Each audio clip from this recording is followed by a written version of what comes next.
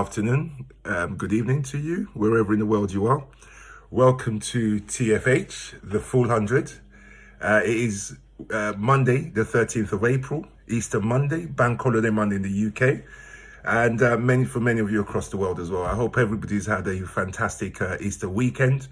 And I hope it's been a different one. We've all had to adapt to this new way of celebrating Easter. Hopefully this will be the last time in our lifetimes that we'd have to go through something such as this. Right, so without, let me explain today's show. Today's show is quite a serious one. I'm looking forward to today's show. Today's show, we're going to discuss the diabolical situation in the US. It's getting very, very critical at the moment. We're also going to discuss the UK, the fact that nurses and frontline workers are still dying from lack of protection equipment, PPEs. We're also going to discuss Boris Johnson's statement on release from hospital. Thank God he made it through. Glad for him. Glad to see him back on his feet. However, he's got a few questions to answer, and we're going to put those questions and those comments to him on this show. Right, so without further ado, as you know, this is where the truth is told. So let's get to it. Now, I'm going to start with the US data. You're aware that I've stopped doing the first week of my shows. I had a pattern of the show, which I told you that I picked 6 or 7 countries, and we gave you data on them. As of my last show on Saturday, which was the 11th, I did inform you guys that format has now been put to one side at the moment, and we're going to be focusing on just the hotspots for now. So the hotspots we chose was the UK and the US, and we have a lot of news coming out of the US at the moment. I want to start by putting up an email the timeline that the US had, and I'm suspecting the UK also had, but we don't have proof of it about the UK as yet. But I've just come into proof of when Donald Trump was informed about the crisis coming ahead, okay? What he did and didn't do. Those who advised him and didn't advise him. We have those to discuss. So let me start by putting up the timeline for you to see.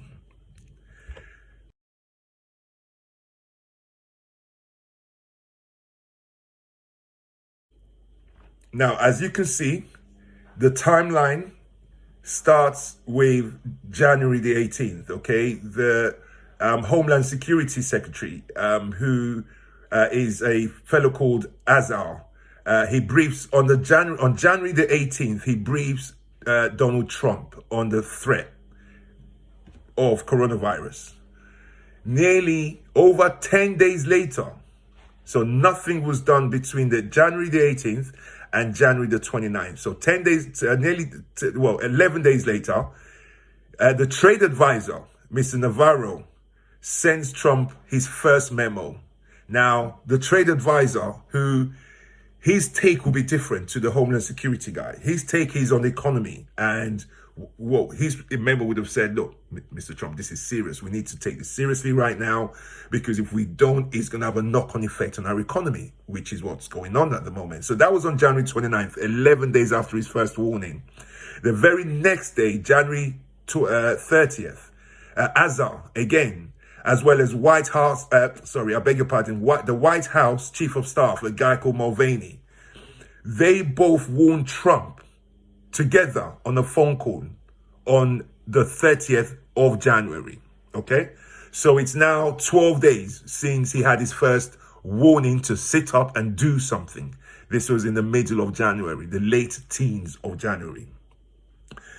Nothing was done. Bear in mind the dates now. We now skip to the 21st of February, okay? I'm going to put that up again.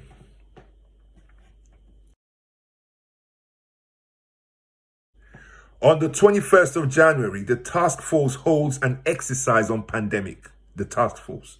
So at this point, he set up a sort of a task force because he was under pressure. I recall back then, he picked his vice president, Mike Pence, a guy who, when he was governor of his own state, banned abortion, imprisoned doctors who carried out abortions.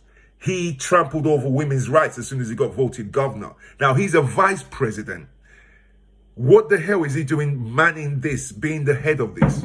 Okay, that to me tells me Trump was just not taking this seriously. I would put, just like we've done in this country, we put Matt Hancock, who is the health secretary. He's sort of in charge, but then he's taking his instructions and his decision-making processes from the medical experts, okay? The head of the BMA, for example, okay? And also our chief medical person in the UK. So he's over here. We're taking our lead from a medical standpoint. Okay, so that was on February the 21st. They hold a pandemic exercise. Okay, then they go on to on the 23rd, which will be 2 days afterwards.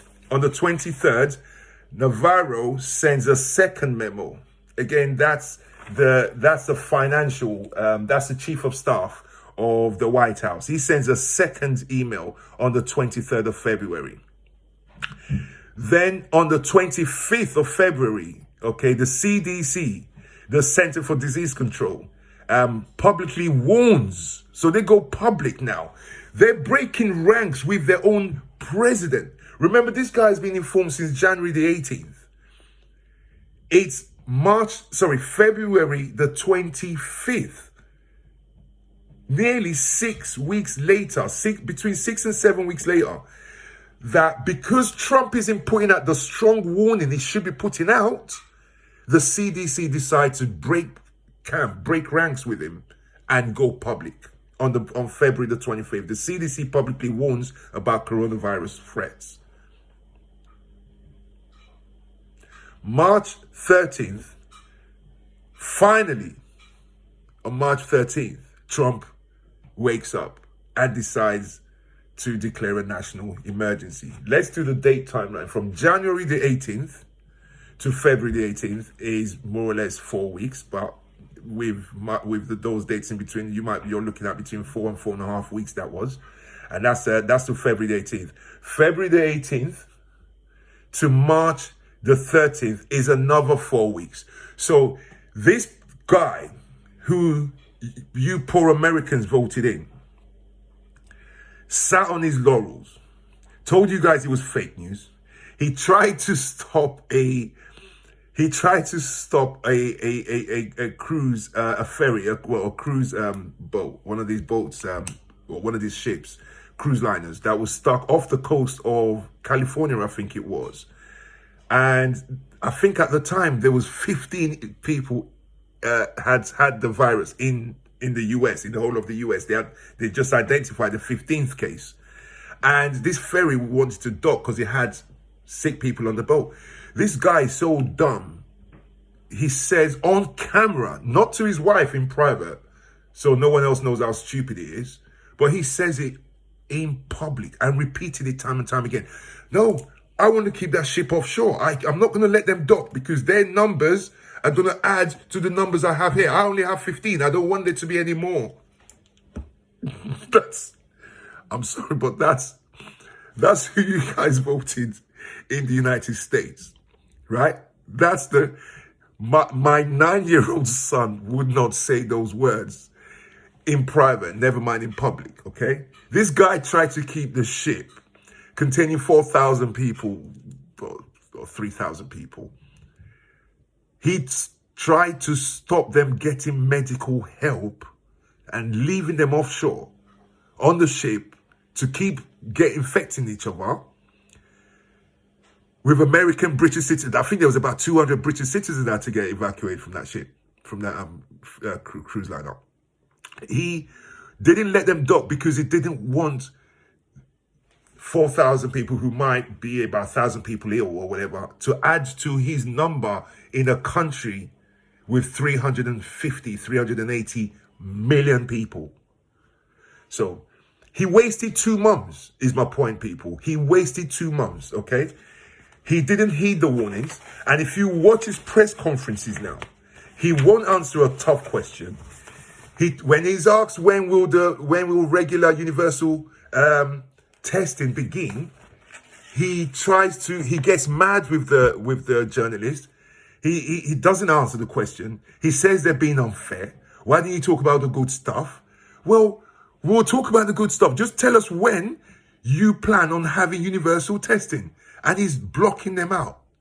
That's who you voted for, my friends in America.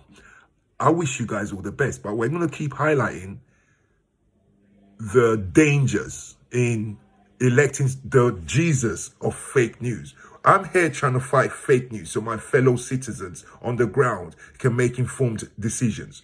You lot being led by the God in small g, the God of fake news, the Jesus Christ, the high priest, prophet of fake news. You're being run by that guy, and look what is happening to you. When I'm going to come to the British side of things, because having put up that timeline of informing this fella, Mr. Trump, my question is, Boris, when did you know about this? When were you informed about this? Because when you guys remember, I've mentioned Jacinda Ardern, the Prime Minister of New Zealand. You see from my clip yesterday, they've only got one death. They projected New Zealand to be like Italy. So they projected themselves to have way over, 9,000 people died. They have one because she acted back in January. Germany have a couple of thousand, but Germany acted at the same time. So yesterday I did make not yesterday, beg your pardon. On Saturday, I was unfair to New Zealand when I brought up Germany and German efficiency and what they did. They went ahead of the game and headed it off. Well, that's exactly what New Zealand did. So that German method was also the method that New Zealand adopted. The reason Germany is slightly unlucky is the EU and the open borders. I'll be honest with you, because New Zealand is so far away that before you decide you're traveling to New Zealand, it's a long thought process. However, I can get up tomorrow and say, you know what, I'm going to drive to Germany, and I can literally jump in my car and drive to Germany. Not now, obviously the borders are shut, but before the borders were shut is what I'm saying.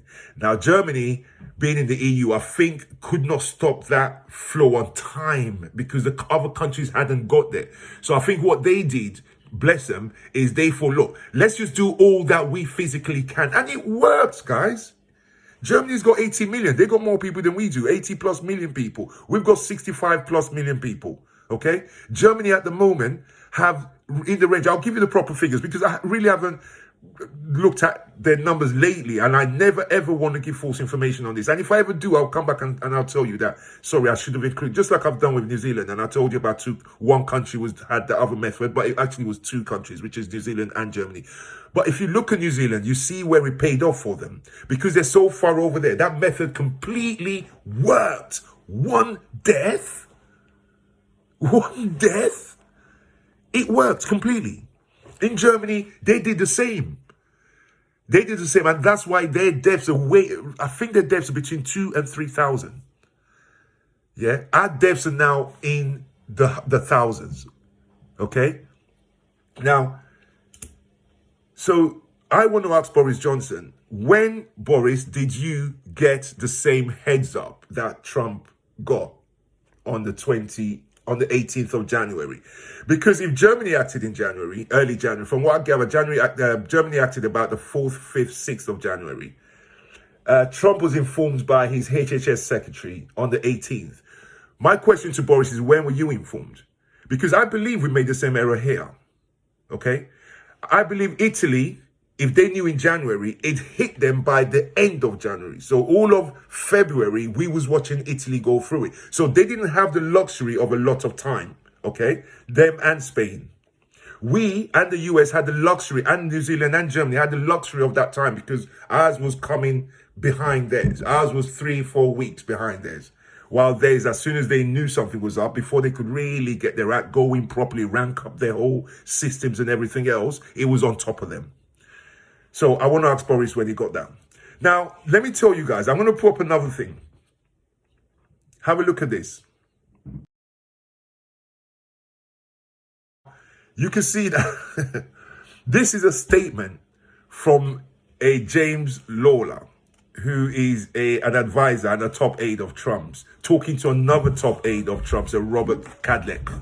And the email goes, this is what he said. I've just put it up. This is what he says. I'm going to read it out because you might not have read it, but let me just tell you what it says. It says, what Trump is telling the public is one of the greatest understatements in history. He compares it to this. When Napoleon got defeated in Moscow, which was a huge shake. If other countries was involved in that, it would have been a turning moment. It would have been a moment, like I discussed in my last video, the New World Order. It would have been a moment when the world order would have changed. It was that huge. So imagine when Russia defeated Napoleon. Imagine someone said, just a little straw gone bad. If that was, it's nothing. It's just a little straw gone bad. That's what one of Trump's tight, top aides is saying to another tight, top aide, but behind the boss's back, okay? Because they can't tell this madman this, okay? Then he says, it gives another example. Pompeii. All of you have seen the story about Pompeii, the city going underwater, burning up, destroyed everybody, killed everybody. It's like calling Pompeii a bit of a dust storm. Only a mad person would compare that. And this is what they think their boss is. A madman, okay?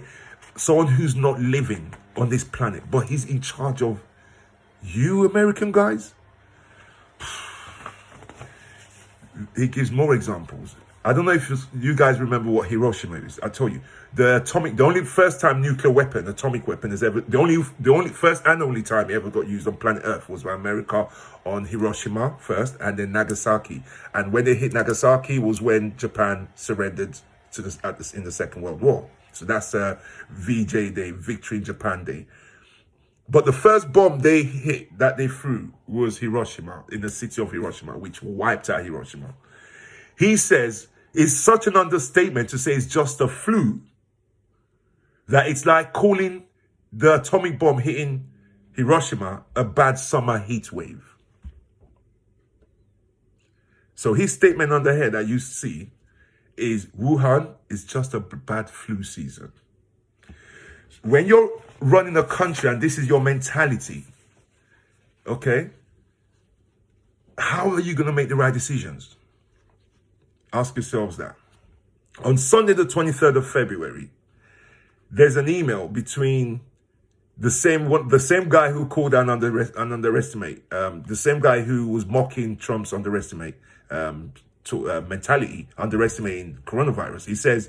He's writing another topic. He says, Eva, is this true? If so, we have a huge hole on our screening and quarantine efforts. Means of spread. A study from AMA confirms many of the parameters assumed in our models are over 20 years old. Basically, on February the 23rd, which, as you know, Trump made his announcement in March. I'll just give you guys the date again. So everyone's following me, and I'm following myself as well. Right, so I'll just give you the date again, because he called his people. He finally spoke to the US on March the 13th. So this was a good 3.5 or so weeks when this person was sending an email. All the topics knew they were in a bad shape, while Trump was talking to the world and talking to his people and pretending that everything was fine. All right. Now, what are the results of this? I'm going to show you the outcome of this bad behavior. Look at this. This is confirmed cases in the US.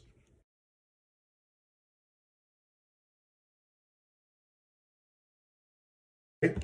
Now take a look at this. Okay. This is the new cases per day. Now, take a look at this. Now, what they are now, the government people who want to make out like Trump did everything within his power, no one saw it coming, yada, da, da, da, which is what he's telling these people, which is a lie. And we're dispelling that lie now. Okay. That graph I just showed you with the cases per day, the experts are saying to them that it looks, if you look at the top, if you look at the top of the chart, okay? Now, I'm going to show you this, okay? If you look at the top of the chart just there, okay? They believe they've come up here, they've dropped, they've gone up there and dropped. But guys, what we know is this thing plateaus. So they've got to go up like that. However, there is a period where they do this at a high level. So America's still going to be doing this, in my opinion. And keep an eye out for what I'm saying to you. America's still going to be doing this. And then they're going to plateau sort of there. And then they're going to start coming down. His people are calling this a good sign. It's not a good sign. Okay? America's a huge country with different policies in different states. So whereas you can look at Italy and say that's a trend, at the moment we can't look at the US and say there is any sort of a trend. The only trend we have to work with is the trend that other countries have shown us. So the UK hasn't plateaued and we're ahead of them. They're behind us. So how can they be plateauing? Look at the trends and you know you're not plateauing in it. The experts are telling them they haven't plateaued. The experts are telling them that the worst is yet to come. They thought their peak was on Easter Sunday. That's not their peak. I think they're still going to be peaking further. Now, further effects of this situation is basically the ethnic minority are taking the brunt. Take a look at this statistic. I'm going to put this up again. Have a look at the deaths in Illinois, the state of Illinois, which Chicago is inside of there. Have a look. Now, you can see the death rate of whites is 36%, okay? And they have a far higher majority. The death rate of blacks is 42%. So of everybody that dies, 42% of them, 42.8, nearly 40, call it 43% of them, 43% of them, okay? That's nearly half, my people. Nearly half of every person who died in the States, who died in this state, in the state of Illinois, is black. Then you add Hispanics, 9.7%. So when you add the black and Hispanic number, it goes over 50%. Okay? We got nearly 10% here and nearly 43% here. We're at 52 point odd percent of everybody who's dying in one state is either black or Hispanic, mainly black. Hispanics only 9.7%. But again, the population of Hispanics in Illinois might be low. The Hispanics tend to be more closer to the border of Mexico and California as well, which is also borders Mexico. So they tend to live in border states, Hispanics, okay? This is diabolical. So this president is messing up, and my people, black people who look like me, are paying the biggest price of it. Basically, that's the bottom line. That's the story. Obviously, there's white people dying in droves, 100%. But I'm just giving you the byproducts of this guy's living in fake news lands, people. This is what fake news does to people, okay? And I'm going to show you another group of people that we completely forgot about. And that's the American Indians. Now, take a look at these statistics. This news flash. Take a look at this. Now, that news story that I just put up there, I didn't want to play the whole clip, but I watched that in detail. And basically, there's a whole group of people. There's reservations where Indians live. There's states like New Mexico that have a huge, I mean, where they have their own police force, they have their own laws, they have their own system. Sort of the Welsh having a government within the United Kingdom. So they have states where American Indians rule themselves. They're called the tribal nations, they're called basically. Now, this is wiping them out. And because they run their own system, it's so easy for them to go under the radar. No one notices. So CNN has just brought their plight up. And there are another group of people, my friends, that we're going to be keeping an eye on, okay? So that's the situation in the US. Now, let me come to the UK, my friends, okay? Because the UK isn't faring much better. We're not. Boris, what I want to ask you, my friend, is how is it come about, okay, that as of Sunday, okay, as of the early hours of Sunday, from Saturday onto Sunday, and up until Saturday, we had lost 19 NHS workers due to lack of PPE, they're contracting the virus. On Sunday itself, we lost an additional 5. So the numbers now are 24. I haven't got the number for Monday yet, but I'm sure there's going to be more. Boris, why are they still dying on the battlefront?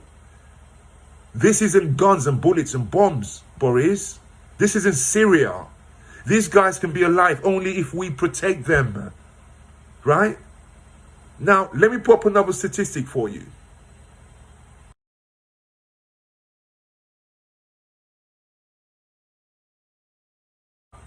"65%, Boris, of medical professionals have no eye protection. 55% feel pressured to work without PPE. They feel they have to work. They've got no PPE, but they want to work. And they see people are suffering. So the goodness in them gets over that pressure to not go against it and go to work. Why are we making them have to choose between life or death, Boris? Matt Hancock, why are we letting them choose between life or death? Can you please get in touch with me and tell me what we're missing, please? Because New Zealand and Germany have got their act together. This is the United Kingdom. We gave birth to New Zealand. We should be teaching them how to do this thing. Instead, I'm advising all of you leaders to watch Jacinda Ardern, how she rules, and make sure you copy that format for your citizens, so your citizens can benefit from the life that these New Zealand citizens are living. As I said, 55% of them feel pressured, okay? 50%, half of all NHS workers say they have a shortage of masks, these are doctors, 50% of the doctors in the NHS. So not the nurses, not the other groups, just the doctors. 50% of our doctors. Now, you might think we're a class society, a society that puts the rich first. Yes, we are. Only when it comes to the NHS that we treat everybody like crap. Which is why when I played Boris's welcome home videotape, we're going to decipher it and break it down bit by bit. Boris, okay, has thanked the NHS staff. The guys at the top of the food chain of the NHS, they have a 50% shortage, okay, of masks. These are doctors, or had none available at all. So they either have a shortage, so that instead of taking one off every hour or taking one off per patient or whatever it is how they do it, okay, or when you finished with one ward, then you take that off and put another one on to go to the next ward. Instead of doing that, many of them are having to wash their masks and gloves. So they either have a shortage, or some of them have had to go and buy their own gloves, or had to make do by covering their faces with a handkerchief or a tie, something that is not efficient enough, which is why they're still dying. 24 dead on the front, Mr. Boris Johnson. I'm glad you're out of hospital, my friend. Please take back control of this situation, like you wanted to take back control of Britain from the EU. Now you have control. Show us what you can do with it. Show us what you're made of. Show us how you can take back control of a situation that's out of control. It's not just about talking about it. Show us what you can do, my friend. I'm rooting for you, mate. I am rooting for you. I want you to succeed, because if you succeed, my people don't die. And when I say my people, I don't mean just people who look like me. I mean my people as in people of the United Kingdom. All corners of it. So I'm rooting for you, and I've got my fingers crossed. But I want to see you in action, Boris. Please, okay? Get this thing sorted. Don't let another nurse die. So, now I'm going to play you Boris's speech. And we're going to decipher this bit by bit, okay? So, yes, he came home yesterday. It was yesterday, yes, Sunday. Or it might have been Saturday it was released. But we heard his speech yesterday. Now, take a listen to his speech and we'll discuss. My life, no question. It's hard to find words to express my debt. But before I come to that, I want to thank everyone in the entire UK for the effort and the sacrifice you have made and are making. When the sun is out and the kids are at home, when the whole natural world seems at its loveliest and the outdoors is so inviting, I can only imagine how tough it has been to follow the rules on social distancing. I thank you because so many millions and millions of people across this country have been doing the right thing. Millions going through the hardship of self-isolation, faithfully, patiently, and with thought and care for others as well as for themselves. I want you to know that this Easter Sunday, I do believe that your efforts are worth it and are daily proving their worth. Because although we mourn every day those who are taken from us in such numbers, and though the struggle is by no means over, we are now making progress in this incredible national battle against coronavirus. Yes, we are, Boris. Okay? Yes, we are. But Boris, you should have done better. Okay? We didn't deserve to lose so many people. You could and should have done better. Take another look at the next clip. Virus. A fight we never picked against an enemy we still don't entirely understand. We're making progress in this national battle because the British public formed a human shield around this country's greatest national asset, our National Health Service. We understood and we decided that if together we could keep our NHS safe, if we could stop our NHS from being overwhelmed, then we could not be beaten. And this country would rise together and overcome this challenge as we have overcome so many challenges in the past. Yeah, he's right. He's right. However, fake news nearly scarpered stuff for us. Okay? People thought this was a master plan. Remember why I started this whole series of videos? Because I got fed up. I could see people are leading themselves to the grave by what they were believing. Okay? So yes, we're doing great. Yes, it is right. However, let's remember how close. Look at America. Look what fake news is doing to them in America. Fake news kills. So we came close, okay, to being another America. At the moment, I think we're baby Trump over here. I think we're baby America over here. I'll be honest with you. Unless Boris seizes control. But yeah, he's right.